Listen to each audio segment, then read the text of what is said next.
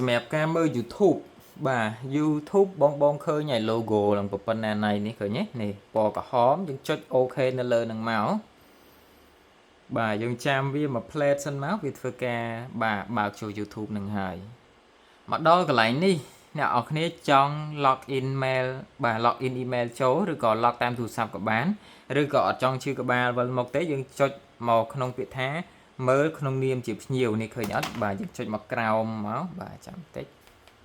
បាទមើលក្នុងនាមជាភ្ញៀវចុច OK លើនឹងមកបាទណាហើយសម្រាប់ YouTube ខ្ញុំណែនាំឲ្យអ្នកនរគ្នាធ្វើការរកតាមទូរស័ព្ទបាទតោះយើងរកតាមទូរស័ព្ទបែបម៉េចយើងអាចធ្វើការចូលទៅក្នុងបាទខ្ញុំសូមដាក់នេះមកវិញបាទទី1យើងបើក YouTube ទូរស័ព្ទយើងមកបែបហ្នឹងសិនមកបាទយើងបើកឲ្យហើយមកណាបាទបន្ទាប់មកអ្នកគ្នាអាចធ្វើការចូលទៅក្នុង setting នេះ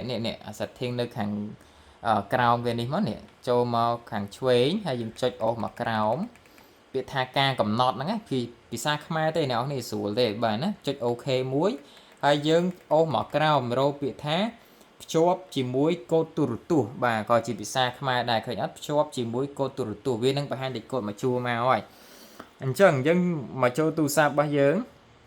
បាទសូមដាក់កូដ1វិញបាទយើងចុចអាកន្លែងនេះទូរស័ព្ទអីក៏ដោយគឺវាមានអាហ្នឹងដូចគ្នាចុចលើហ្នឹងមួយបាទ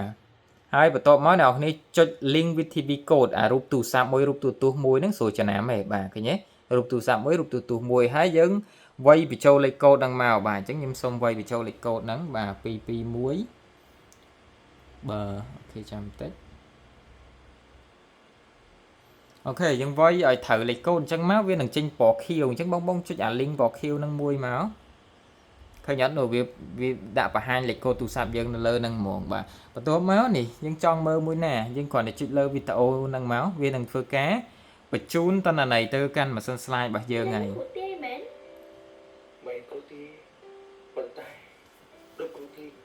បាទហើយបើសលេងយើងចង់បិទបើកនៅលើ tele បានណាបាទអា volume ហ្នឹងវាមានបូកវាមានដកបាទយើងចុចទៅតាមហ្នឹងទៅណាបាទ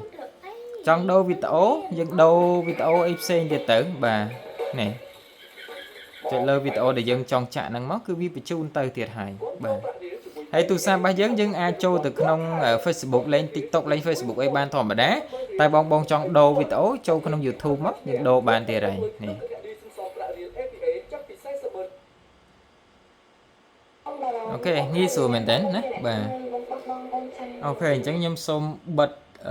ហើយខ្ញុំបញ្ជាក់អ្នកនរគ្នាម្ដងទៀតបើសិនជាលើកក្រោយ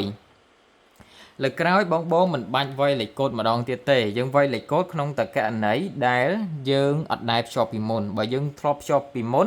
អ្នកនរគ្នាគ្រាន់តែចូល YouTube នៅក្នុងម៉ាស៊ីន slide យើងយកទូរស័ព្ទយើងមកដដែលហើយយើងចុចកន្លែងរូបនឹងដដែល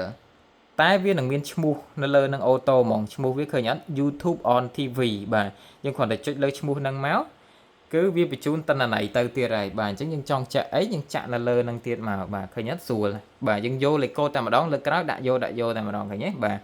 អូខេអញ្ចឹងមានប៉ុណ្ណឹងបាទរបៀបធ្វើការជាមួយទូរស័ព្ទ